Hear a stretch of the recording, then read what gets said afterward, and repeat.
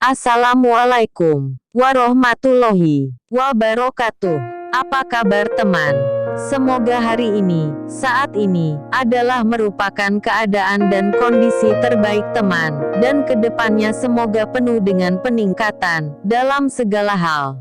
Baiklah teman, dalam kesempatan ini kita akan mengulas tentang desa yang kinerjanya baik, akan mendapatkan tambahan dana desa.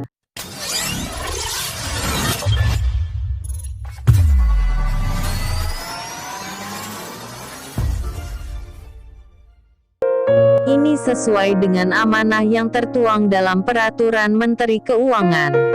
Peraturan Menteri Keuangan Republik Indonesia Nomor 222/PMK-07/2020 tentang pengelolaan dana desa. Baiklah teman, mari kita buka dulu pasal berikut sebagai pembahasan awal kita.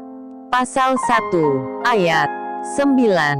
Alokasi dasar adalah alokasi yang dihitung berdasarkan persentase tertentu dari anggaran dana desa yang dibagi secara merata kepada setiap desa, berdasarkan klaster jumlah penduduk. Ayat 10. Alokasi afirmasi adalah alokasi yang diberikan kepada desa tertinggal dan desa sangat tertinggal yang memiliki jumlah penduduk miskin tinggi. Ayat 11. Alokasi kinerja adalah alokasi yang diberikan kepada desa yang memiliki hasil penilaian kinerja terbaik. Ayat 12. Alokasi formula adalah alokasi yang dihitung berdasarkan indikator jumlah penduduk desa, angka kemiskinan desa, luas wilayah desa, dan tingkat kesulitan geografis desa setiap kabupaten, kota. Selanjutnya teman, mari kita lihat Bab 4. Pengalokasian. Bagian ke-1. Pengalokasian dana desa setiap daerah kabupaten, kota. Pasal 6. 1. Berdasarkan penganggaran dana desa sebagaimana dimaksud dalam Pasal 5. Direktorat Jenderal Perimbangan Keuangan melakukan penghitungan rincian dana desa setiap daerah kabupaten, kota. 2. Rincian dana desa setiap daerah kabupaten, kota, sebagaimana dimaksud pada ayat 1, dialokasikan secara merata dan berkeadilan berdasarkan A. Alokasi dasar, B. Alokasi afirmasi, C. Alokasi kinerja, dan D. Alokasi formula. 3. Pagu alokasi dasar sebagaimana dimaksud pada ayat 2. Huruf A dihitung sebesar 65% dari anggaran dana desa, dibagi secara merata kepada setiap desa, berdasarkan klaster jumlah penduduk. 4. Pagu alokasi afirmasi sebagaimana dimaksud pada ayat 2. Huruf B dihitung sebesar 1% dari anggaran dana desa dibagi secara proporsional kepada desa tertinggal dan desa sangat tertinggal yang memiliki jumlah penduduk miskin tinggi. 5. Pagu alokasi kinerja sebagaimana dimaksud pada ayat 2. Huruf C dihitung sebesar 3% dari anggaran dana desa, dibagi kepada desa dengan kinerja terbaik. 6. Desa dengan kinerja terbaik sebagaimana dimaksud pada ayat 5 merupakan desa yang dipilih sebanyak 10% dari jumlah desa nasional yang memiliki hasil penilaian kinerja terbaik. Jika mengacu pada pasal tersebut, menurut hemat kita, maka rincian dana desa setiap daerah kabupaten, kota, dialokasikan secara merata dan berkeadilan berdasarkan A.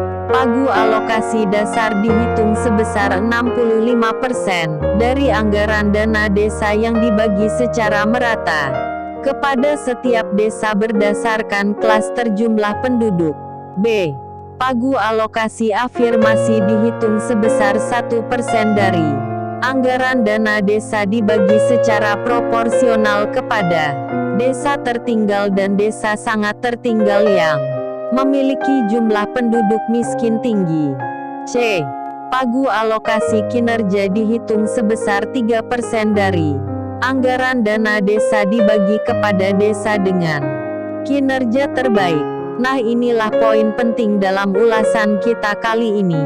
Yang mana desa dengan kinerja terbaiklah merupakan yang dipilih sebanyak 10% dari jumlah nasional yang memperoleh hasil penilaian kinerja terbaik. Lanjut teman. 7. Penilaian kinerja terbaik sebagaimana dimaksud pada ayat 6, berdasarkan indikator penilaian. A. Kriteria utama, yaitu desa yang tidak menerima alokasi afirmasi, dan B. Kriteria kinerja, berdasarkan variabel. 1. Pengelolaan keuangan desa dengan bobot 20%. 2. Pengelolaan dana desa dengan bobot 20%. 3. Capaian keluaran dana desa dengan bobot 25%. Dan 4. Capaian hasil pembangunan desa dengan bobot 35%. Bila mana kita mengacu pada uraian tersebut di atas, penilaian kinerja terbaik berdasarkan indikator penilaian. A. Kriteria utama, yaitu desa yang tidak menerima alokasi afirmasi, dan B. Kriteria kinerja, berdasarkan variabel. Dan berdasarkan kriteria variabel ini, dibagi menjadi 4 macam. 1. Pengelolaan keuangan desa dengan bobot 20%. 2. Pengelolaan dana desa dengan bobot 20%. 3. Capaian keluaran dana desa dengan bobot 25% dan 4. Capaian hasil pembangunan desa dengan bobot 35%. Dan selanjutnya, jika mengacu pada peraturan keuangan ini, bahwa desa dengan status tertinggal dan sangat tertinggal, maka akan jauh dari harapan untuk mendapatkan tambahan dana desa ini. Karena sekali lagi berdasarkan peraturan Menteri Keuangan ini, desa dengan status tertinggal dan sangat tertinggal akan mendapatkan pagu alokasi afirmasi tersendiri, dengan besaran 1%, yang dibagi secara proporsional ke setiap desa penerima.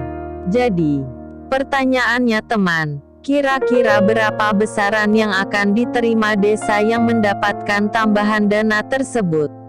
Teman, untuk yang ini mohon maaf, karena kita tak bisa menjawabnya, takut salah teman. Untuk itu mungkin teman bisa cek peraturan menteri ini, di situ ada rumusnya untuk menghitung berapa jumlah besarannya. Sekian dulu teman videonya. Terima kasih sudah menontonnya. Mohon maaf atas segala kekurangan dan keterbatasan yang ada, dan sampai jumpa di video selanjutnya. Wassalamualaikum warahmatullahi wabarakatuh.